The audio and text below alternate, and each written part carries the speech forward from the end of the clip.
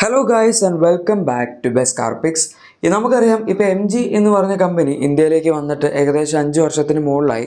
2019 hectare എന്ന് പറഞ്ഞ ഒരു above 4 metre mid size S U V ആയിട്ടായിരുന്നു അവർ ആദ്യമായി ഇന്ത്യയിലേക്ക് വരുന്നത്. അതിനുശേഷം പിന്നെ ഇഷ്ടംപോലെ പ്രൊഡക്ട്സ് വന്നു. ഗ്ലോസ്റ്റർ വന്നു, ഹെക്ടർ പ്ലസ് വന്നു, അതിനുശേഷം പിന്നെ നമ്മുടെ ZSEV വന്നു, ആസ്റ്റർ വന്നു, കൊമറ്റ് വന്നു, ഇപ്പോൾ ഏറ്റവും ലാസ്റ്റായിട്ട് വിൻസർ EV ആണ് അവർ ഇറക്കിയിരിക്കുന്നത്. പക്ഷേ എന്നാൽ ഇതൊക്കെയെന്ന് പറഞ്ഞാൽ മെയിൻ സ്ട്രീം ആയിട്ടുള്ള എം ജി ബ്രാൻഡിൻ്റെ അണ്ടറിൽ അവർ ഇറക്കിയിരിക്കുന്ന വാഹനങ്ങളാണ്. പക്ഷേ ഇപ്പോൾ പുതിയ എം ജി സെലക്ട് എന്ന് പറഞ്ഞ ഒരു ബ്രാഞ്ച് ഓപ്പൺ ചെയ്തിരിക്കുകയാണ്. അതായത് അത് അവർ തുടങ്ങാൻ പോവുകയാണ് എന്നാണ് പറയുന്നത്. സംഭവം മറ്റൊന്നുമല്ല, നമ്മളിപ്പോൾ മാരുതി സുസുക്കിയിൽ കാണില്ലേ, ഒന്ന് അരീന ഡീലർഷിപ്പ് ഉണ്ട്, അതുപോലെ തന്നെ നെക്സ ഡീലർഷിപ്പ് ഉണ്ട്. ഇതൊക്കെ ഏറ്റെടുത്ത് നടത്തുന്ന ഓരോരോ ഡീലർമാർ കാണും. പക്ഷേ എന്തായാലും ഇതിൻ്റെ എല്ലാത്തിൻ്റെ മെയിൻ പേര് ഒന്നെങ്കിൽ നെക്സ എന്നായിരിക്കും, അല്ലെങ്കിൽ അരീന എന്നായിരിക്കും. ഇതിൽ അരീന എന്ന് പറയുമ്പം ഇവരുടെ കുറച്ചുകൂടെ മാസ് മാർക്കറ്റ് വാഹനങ്ങൾ അല്ലെങ്കിൽ ഒരു നോർമൽ വണ്ടികൾ വിൽക്കുന്ന രീതിയിലുള്ള ഒരു സ്റ്റാൻഡേർഡായിട്ടാണ് മാരുതി സുസുക്കി കൺസിഡർ ചെയ്യുന്നത്. നെക്സ എന്ന് പറയുമ്പം ഇവരുടെ തന്നെ കുറച്ചുകൂടെ പ്രീമിയം ആയിട്ടുള്ള വാഹനങ്ങൾ വിൽക്കുന്നു എന്നുള്ള രീതിയിലാണ് അവർ കൺസിഡർ ചെയ്യുന്നത്. ഇപ്പോൾ നെക്സ എന്ന് പറയുമ്പോൾ നമുക്കവിടെ ബലേനോ ഒക്കെ കിട്ടുന്നുണ്ട്. ബലേനോ ഭയങ്കര പ്രീമിയം ആയിട്ടുള്ളൊരു വാഹനമാണ് എന്നല്ല, പക്ഷേ എന്നാലും കമ്പയർ ചെയ്യുമ്പോൾ ഇപ്പോൾ സ്വിഫ്റ്റ് വെച്ച് കമ്പയർ ചെയ്യുമ്പോൾ നമുക്ക് പറയാം ബലേനോ കുറച്ചുകൂടെ പ്രീമിയം ആയിട്ട് നിൽക്കുന്ന ഒരു വാഹനമാണ് എന്ന്. അതായത് അരീനയിൽ നിൽക്കുന്നതിലും അതിൻ്റെ തന്നെ ആ സെഗ്മെൻറ്റ് വരുന്നതിലും കുറച്ചുകൂടെ പ്രീമിയം ആയിട്ടുള്ള വാഹനങ്ങളാണ് നമ്മുടെ നെക്സയിൽ മാരുതി സുസുക്കി കൊടുക്കുന്നത്. ഇപ്പോൾ എം ജി സെലക്ട് എന്ന് പറഞ്ഞ ഈ ഒരു സ്കീമിൻ്റെ അണ്ടറിൽ എം ജി കൊണ്ടുവരാൻ പോകുന്നതും ഇങ്ങനത്തെ വാഹനങ്ങൾ തന്നെയാണ്. ഇതൊക്കെ അവർ ഓട്ടോക്കാർ ഇന്ത്യയോട് പറഞ്ഞിരിക്കുന്ന കാര്യങ്ങളാണ്. അവരാണ് ഈ സംഭവങ്ങളെല്ലാം റിപ്പോർട്ട് ചെയ്തിരിക്കുന്നത്. പിന്നെ ഇതിൻ്റെ അകത്ത് തന്നെ ആദ്യമായിട്ട് നമുക്ക് ഇന്ത്യയിൽ കിട്ടുന്ന ആദ്യമായിട്ടെന്ന് പറയുന്നില്ല, എന്തായാലും ഇവർ കൊണ്ടുവരാൻ പോകുന്ന വാഹനങ്ങളിൽ ഒരെണ്ണം എം ജി സൈബർ സ്റ്റാർ ആയിരിക്കും എന്നും പറയുന്നുണ്ട്. അതും അവർ കൺഫേം ചെയ്തിട്ടുള്ളൊരു കാര്യമാണ്. നമ്മൾ 4 വണ്ടികൾ പ്ലാൻ ചെയ്യുന്നുണ്ട്, അതിലൊരെണ്ണം സൈബർ സ്റ്റാർ ആണ് എന്നുള്ളത് അവർ കൺഫേം ചെയ്തതാണ്. ഈ സൈബർ സ്റ്റാർ എന്ന് പറയുമ്പം എം ജി ചൈനയിൽ കുറച്ച് കാലം മുന്നേ ഇറക്കിയ ഒരു സ്പോർട്സ് കാറാണ്, ഇലക്ട്രിക് വാഹനമാണിത്. കാണുമ്പോൾ നല്ല പക്ക സ്പോർട്സ് കാറിൻ്റെ ലുക്ക് തന്നെയാണ് ഈ വാഹനത്തിന് കിട്ടുന്നത്. ഈവൻ ഇൻറ്റീരിയറിലാണെങ്കിൽ പോലും എം ജി ആയതുകൊണ്ട് ഇഷ്ടംപോലെ ഫീച്ചേഴ്സൊക്കെ കൊടുത്തിട്ടുണ്ട്. മാത്രമല്ല നമുക്ക് നല്ലൊരു രസമുള്ള ക്യാബിനാണ്, നല്ല സ്പോർട്ടി ആയിട്ടുള്ളൊരു ക്യാബിനാണ് അകത്ത് കൊടുത്തിരിക്കുന്നത്. ഇതിന് 2 വേർഷൻസ് നമുക്ക് ഇൻ്റർനാഷണലി അവൈലബിൾ ആണ്. ഒന്നൊരു 64 kWh ബാറ്ററി പാക്ക് വെച്ച് വരുന്ന റിയർ വീൽ ഡ്രൈവ് വാഹനമാണ്. 520 കിലോമീറ്റേഴ്സിൻ്റെ ക്ലെയിംഡ് റേഞ്ചും 308 bhp ആണ് ഇത് ടോട്ടൽ പവർ ജനറേറ്റ് ചെയ്യുന്നത്. ഇതല്ലാതെ നമുക്കൊരു 77 kWh ബാറ്ററി പാക്കുള്ള മോഡലിലൂടെ വരുന്നുണ്ട്. ആ വണ്ടി ഓൾ വീൽ ഡ്രൈവ് ആണ്. ഓൾ വീൽ ഡ്രൈവ് ആയതുകൊണ്ട് തന്നെ അതിന് റേഞ്ച് 580 km ആണ് ക്ലെയിംഡ് വരുന്നത്. അതപ്പോൾ നിങ്ങൾ വിചാരിക്കുന്നുണ്ടാവും 64ഉം 77ഉം വന്നിട്ട് ആകെപ്പാടെ 60 km വ്യത്യാസമുള്ളൂ. പക്ഷേ ഓൾ വീൽ ഡ്രൈവ് വരുമ്പോൾ നല്ല ഡിഫറൻസ് വരും. പവറിൻ്റെ കാര്യത്തിലും അത്രയും തന്നെ ഡിഫറൻസ് ഉണ്ട്. 544 PS പവറും അതുപോലെ 725 Nm ടോർക്കുമാണ് ഇതിൻ്റെ പവർ ഫിഗേഴ്സ് വരുന്നത്. എന്ന് വെച്ചാൽ ഒരിക്കലും ഒരു സ്ലോ ആയിട്ടുള്ള വാഹനമാണിത് എന്ന് നമുക്ക് പറയാൻ പറ്റില്ല. അതിപ്പം ഇലക്ട്രിക് വാഹനങ്ങളൊക്കെ ഏത് രീതിയിൽ നോക്കിയാലും സ്ലോ അല്ലല്ലോ. പ്രത്യേകിച്ച് ഓൾ വീൽ ഡ്രൈവും കൂടെ കൊടുത്തു കഴിഞ്ഞാൽ, ഓൾ വീൽ ഡ്രൈവ് എന്ന് പറയുമ്പം ഫ്രണ്ടിലും ബാക്കിലും മോട്ടർ വരും, ഡുവൽ മോട്ടർ സെറ്റപ്പ് ആവും. അപ്പോൾ തന്നെ 2 മോട്ടറിനെയും കമ്പൈൻഡ് ഔട്ട്പുട്ട് തന്നെ മാക്സിമം ആവും. അപ്പോൾ തന്നെ നമുക്ക് നല്ല ഫാസ്റ്റ് ആയിട്ടുള്ളൊരു വാഹനം ഉണ്ടാക്കാൻ പറ്റും. അങ്ങനെയാണ് ഇത്തരത്തിലുള്ള വാഹനങ്ങളൊക്കെ ഭയങ്കര ഫാസ്റ്റ് ആവുന്നത്. ഞാനിപ്പോൾ ഈ പറഞ്ഞിരിക്കുന്ന റേഞ്ച് ഫിഗേഴ്സ് എല്ലാം ചൈനീസ് സൈക്കിൾ അനുസരിച്ചാണ്, CLTC സൈക്കിളിൻ്റെ റേഞ്ച് ഫിഗേഴ്സ് ആണ്. എന്തായാലും ഇവരിങ്ങനൊരു വണ്ടി ഇറക്കുന്നത് നല്ലൊരു കാര്യമാണ്. കാരണം നല്ലൊരു അപ്രോച്ചാണ് അവർ എടുത്തിരിക്കുന്നത്. നമുക്കിപ്പോൾ അങ്ങനെ സ്പോർട്സ് കാർസ് ഒന്നും തന്നെ ഇന്ത്യയിൽ അവൈലബിൾ അല്ല. പണ്ടുണ്ടായിരുന്നവരൊക്കെ ഇപ്പോൾ നിർത്തി, അവരൊക്കെ ഇപ്പോൾ എക്കോണമി കാർസിലേക്ക് മാറി, അല്ലെങ്കിൽ അവരുടെ വണ്ടികൾക്ക് തന്നെ സെയിലില്ലാത്ത അവസ്ഥയിലേക്കൊക്കെ വന്നു. എന്തായാലും എം ജി അറ്റ്ലീസ്റ്റ് ട്രൈ എങ്കിലും ചെയ്യാനായിട്ട് ശ്രമിക്കുന്നുണ്ട്. ഈ വണ്ടി വരുമ്പോഴുള്ള മെയിൻ റൈവൽസ് നമ്മുടെ കിയയുടെ EV6, ഹ്യുണ്ടായി ഐണിക് 5, BYD സീൽ തുടങ്ങിയ വാഹനങ്ങളൊക്കെ ആയിരിക്കും. എന്തായാലും ഇത് ഒരു വണ്ടിയാണ്. ബാക്കി 4 വണ്ടികൾ ഏതൊക്കെയാണ് എന്നവർ ഇതുവരെ കൺഫേം ചെയ്ത് പറഞ്ഞിട്ടില്ല. പക്ഷെ അവർ വേറൊരു കാര്യം പറഞ്ഞിരിക്കുന്നത് എന്താണെന്ന് വെച്ചാൽ, കൺവെൻഷണൽ പവർ ട്രെയിനുള്ള വാഹനങ്ങളൊന്നും തന്നെ ഈ എം ജി സെലക്ടറിന് അണ്ടറിൽ വരില്ല എന്നാണ്. മാത്രമല്ല, ഞാൻ നേരത്തെ 4 വണ്ടികളുടെ കേസ് പറഞ്ഞത് അടുത്ത 2 വർഷത്തിൽ അവർ 4 വാഹനങ്ങൾ ഇറക്കും എന്നാണ് പറഞ്ഞിരിക്കുന്നത്. അത് തന്നെ ഇപ്പോൾ ഈ വർഷമായിരിക്കില്ല എം ജി സെലക്ടറിൻ്റെ അണ്ടറിൽ ആദ്യത്തെ വാഹനം വരുന്നത്. 2025 ഫസ്റ്റ് ക്വാർട്ടറോട് കൂടിയായിരിക്കും അവർ വണ്ടി ഇറക്കാൻ പോകുന്നതെന്നാണ് പറഞ്ഞിരിക്കുന്നത്.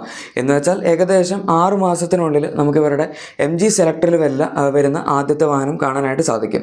ഇനി ഈ പുതിയ, അതായത് പഴയ കൺവെൻഷണൽ പവർ ട്രെയിനുള്ള വണ്ടികൾ വരില്ല എന്ന് പറയുമ്പം അതുകൊണ്ട് ഇവർ ഉദ്ദേശിക്കുന്നത് എന്താണെന്ന് വെച്ച് കഴിഞ്ഞാൽ, നമ്മുടെ സാധാരണ പെട്രോൾ വണ്ടികൾ, ഡീസൽ വണ്ടികൾ, അത്തരത്തിലുള്ള വാഹനങ്ങളൊന്നും തന്നെ ഉണ്ടാകുന്നതായിരിക്കില്ല. അതിന് പകരം ഇലക്ട്രിക് വണ്ടികളുണ്ടാവും, അതുപോലെ ഹൈബ്രിഡ് വാഹനങ്ങളുണ്ടാവും, പ്ലഗ് ഇൻ ഹൈബ്രിഡ് വാഹനങ്ങളുണ്ടാവും. നമുക്ക് ഇന്ത്യയിൽ പ്ലഗ് ഇൻ ഹൈബ്രിഡ് അങ്ങനെ കിട്ടാത്തൊരു പവർ ട്രെയിനാണ്. കുറച്ച് എക്സ്പെൻസീവ് വണ്ടികളിലേക്കൊക്കെ പോകുകയാണെങ്കിൽ BMW XMLൊക്കെ ഉണ്ട്. പക്ഷെ അല്ലാതെ നമുക്കൊരു 30-40 ലാക്സിന് അണ്ടറിലൊന്നും എന്തായാലും ഹൈബ്രിഡ് വാഹനങ്ങൾ PHEV കാറ്റഗറിയിൽ, അതായത് പ്ലഗ് ഇൻ ഹൈബ്രിഡ് ആയിട്ട് കിട്ടുന്നില്ല. അതൊക്കെ ഇവർ കൊണ്ടുവരാൻ പ്ലാൻ ചെയ്യുന്നുണ്ട്. അത് ഇവർ മാത്രമല്ല, ആക്ച്വലി ഇപ്പോൾ BYDയും ആ ഒരു അപ്രോച്ച് നോക്കുന്നുണ്ട് എന്ന് പറഞ്ഞ് നമുക്ക് കുറച്ച് മുന്നേ ന്യൂസ് കിട്ടിയിട്ടുണ്ടായിരുന്നു. ഞാനതിൻ്റെ ഒരു വീഡിയോ ചെയ്തിട്ടുണ്ട്, നിങ്ങളത് കണ്ടിട്ടുണ്ടെന്ന് അറിയില്ല. എന്തായാലും അങ്ങനത്തെ ഒരു പ്ലാനിലേക്ക് നമ്മുടെ BYD MG അതുപോലെ ഈവൻ മഹീന്ദ്ര ആണെങ്കിൽ പോലും ഹൈബ്രിഡ് വണ്ടികൾ ഫ്യൂച്ചറിൽ ഡിമാൻഡ് വരികയാണെങ്കിൽ കൺസിഡർ ചെയ്യും എന്ന് പറഞ്ഞിട്ടുണ്ട്. അത് PHEV അല്ല, സാധാരണ നമ്മുടെ സെൽഫ് ചാർജിങ് ഹൈബ്രിഡുകളാണ്.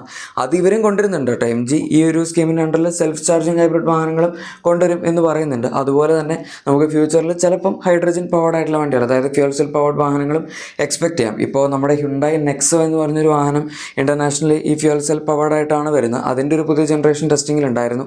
അതുപോലെ ടൊയോട്ട മിറായി ആ ഒരു പവർ ട്രെയിനിൽ വരുന്നുണ്ട്. ഇതൊക്കെ ഇൻ്റർനാഷണലി വരുന്ന വാഹനങ്ങളാണ്. MGക്ക് എന്തായാലും ഇപ്പോൾ തൽക്കാലത്തേക്ക് അങ്ങനത്തെ ഒരു പവർ ട്രെയിനുള്ള വണ്ടി ഇൻ്റർനാഷണലി വരുന്നില്ല. ചിലപ്പോൾ ഫ്യൂച്ചറിൽ വന്നുകൂടായിക്കില്ല. അതാണ് ഞാൻ ഉദ്ദേശിച്ചത്. എന്തായാലും ബാക്കി 3 പവർ ട്രെയിൻസിൻ്റെ കാര്യം ഉറപ്പാണ്, ഇലക്ട്രിക്കും ഹൈബ്രിഡും പ്ലഗ്-ഇൻ ഹൈബ്രിഡും. ഈ പ്ലഗ്-ഇൻ ഹൈബ്രിഡ് എന്താണെന്ന് നിങ്ങൾക്ക് അറിയില്ലെങ്കിൽ സംഭവം വളരെ സിമ്പിളാണ്. നമ്മൾ സെൽഫ് ചാർജിങ് ഹൈബ്രിഡ് എന്ന് പറയുമ്പോൾ വണ്ടി തന്നെ ബാറ്ററി പാക്ക് ചാർജ് ചെയ്തോളും. ജസ്റ്റ് 1 kWh താഴത്തെ സൈസിലെ ബാറ്ററി പാക്ക് ആയിരിക്കും മിക്ക കമ്പനികളും ഉപയോഗിക്കുന്നത്. പ്ലഗ്-ഇൻ ഹൈബ്രിഡ് എന്ന് പറയുമ്പോൾ 5 to 10 kWh വരെയുള്ള ബാറ്ററി പാക്കുകൾ കമ്പനികൾ ഉപയോഗിക്കാറുണ്ട്, ഓർ ചില സമയത്തൊക്കെ അതിന് മുകളിൽ ഉപയോഗിക്കാറുണ്ട്. അപ്പോൾ ഇത്രയും വലിയ ബാറ്ററി പാക്ക് ആവുന്ന സമയത്ത് നമ്മുടെ എഞ്ചിന് ഒറ്റയ്ക്ക് അത്രയും വലിയൊരു ബാറ്ററി പാക്ക് ചാർജ് ചെയ്യാൻ പറ്റില്ല. അതുകൊണ്ട് നമ്മൾ തന്നെ അത് ചാർജ് ചെയ്യേണ്ടി വരും, സാധാരണ ഒരു ഇലക്ട്രിക് വണ്ടിയൊക്കെ ചാർജ് ചെയ്യുന്ന പോലെ. അങ്ങനെ ചാർജ് ചെയ്യുകയാണെങ്കിൽ നമുക്ക് അഡീഷണൽ മൈലേജ് കിട്ടും. അതുമാത്രമല്ല വണ്ടിക്ക് അവർ ഇലക്ട്രിക് മോട്ടറിൻ്റെയൊക്കെ ബൂസ്റ്റും കിട്ടും. പക്ഷേ ഇത് ചാർജ് ചെയ്യുന്നില്ല എങ്കിൽ നിങ്ങൾക്ക് പെട്രോൾ എഞ്ചിൻ വെച്ചും സാധാരണ രീതിയിൽ വണ്ടി ഉപയോഗിക്കുന്നതിൽ ഉപയോഗിക്കാം. റേഞ്ച് ആൻസൈറ്റി ഒന്നും ഇതിൽ വരുന്നില്ല, കാരണം ചാർജ് ചെയ്തില്ലെങ്കിൽ നമ്മൾ വഴിയിൽ പെട്ടുപോകുന്നില്ല, എഞ്ചിൻ വെച്ച് തന്നെ നമുക്ക് ഓടിച്ചു വരാം.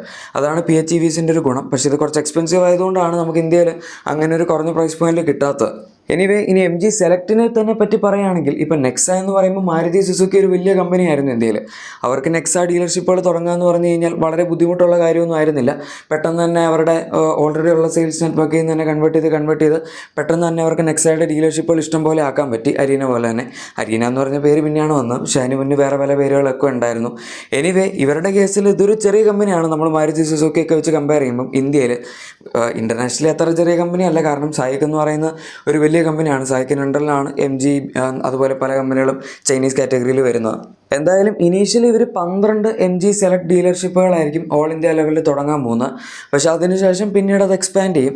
ഇവിടെ നമുക്ക് കിട്ടാൻ പോകുന്നത് ഒരു എൻട്രി ലെവൽ ലക്ഷറി കാറ്റഗറിയിൽ നിൽക്കുന്ന വാഹനങ്ങളായിരിക്കുമെന്നാണ് MG ക്ലെയിം ചെയ്യുന്നത്. നോർമൽ ഡീലർഷിപ്പ് വെച്ച് കമ്പയർ ചെയ്യുമ്പം എന്തായാലും അതിനേക്കാളൊക്കെ ഡിഫറൻഷ്യേറ്റ് ചെയ്ത് നിൽക്കുന്ന രീതിയിലായിരിക്കും ഇത് വരുന്നത്. അത് ബേസ്ഡ് ആയിട്ടുള്ള വണ്ടികൾ എന്തായാലും ഇപ്പുറത്തെ MG സെലക്റ്റിൽ വരില്ല. പക്ഷേ ഒരു ചോദ്യം എന്താണെന്ന് വെച്ചാൽ, മാരുതി സുസുക്കി നെക്സയും അരീനയും തമ്മിൽ അങ്ങനെ ഭയങ്കര വണ്ടികളുടെ പ്രൈസ് ഡിഫറൻസ് വരുന്നില്ല. ഇവരിപ്പോൾ ഒരു 20-30 ലാക്സിന് മുകളിലുള്ള വണ്ടികളാണ് ഉദ്ദേശിക്കുന്നതെങ്കിൽ MG പോലുള്ളൊരു ബ്രാൻഡ് ഇന്ത്യയിലെ ആൾക്കാർ എങ്ങനെ സ്വീകരിക്കും എന്നുള്ളത് നമ്മൾ കണ്ടറിയേണ്ടി വരും. കാരണം ചിലപ്പം അവരിറക്കുന്ന വാഹനങ്ങൾ അത്രയും ഡിമാൻഡ് കിട്ടാതെ പോയേക്കാം നോർമൽ MG ബ്രാൻഡിൽ അവർ ഇറക്കുന്ന വണ്ടികൾ വെച്ച് കമ്പയർ ചെയ്യുമ്പം. കാരണം ഇപ്പോൾ അവർ അത്യാവശ്യം നല്ല രീതിയിൽ പൊങ്ങി വരുന്നുണ്ട് പണ്ടത്തെ ഒരു അവസ്ഥ വെച്ചൊക്കെ നമ്മൾ കമ്പയർ ചെയ്യുമ്പോൾ. സെയിൽസിൻ്റെ കാര്യമാണ് ഉദ്ദേശിച്ചത്. എന്തായാലും നമുക്ക് നോക്കാം. JSW ആയിട്ടുള്ള കൊളാബറേഷന് ശേഷം MG എന്തായാലും നല്ല രീതിയിൽ തന്നെ വണ്ടികൾ ഇറക്കാൻ കഷ്ടപ്പെടുന്നുണ്ട്. ഈ വീഡിയോ എല്ലാവർക്കും ഇഷ്ടപ്പെട്ടാണെന്ന് വിചാരിക്കുന്നു. ഇഷ്ടപ്പെട്ടെങ്കിൽ തീർച്ചയായും ലൈക്കും സബ്സ്ക്രൈബും ഷെയറും ഒക്കെ ചെയ്തേക്കാം. നമുക്ക് മറ്റൊരു വീഡിയോയിൽ കാണാം. Thank you for watching my video and good bye.